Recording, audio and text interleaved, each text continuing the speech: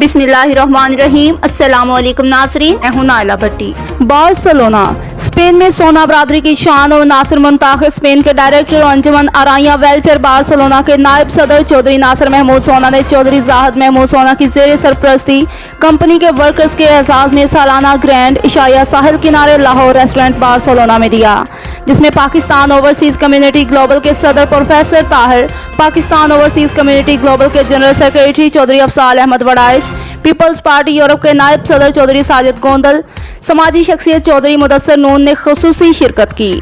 ساجد محمود سہنہ، طارق محمود سہنہ، حمزہ طارق سہنہ، حسنین خالد سہنہ، اسامہ طارق نے معزز مہمانوں کو خوش آمدید کہا۔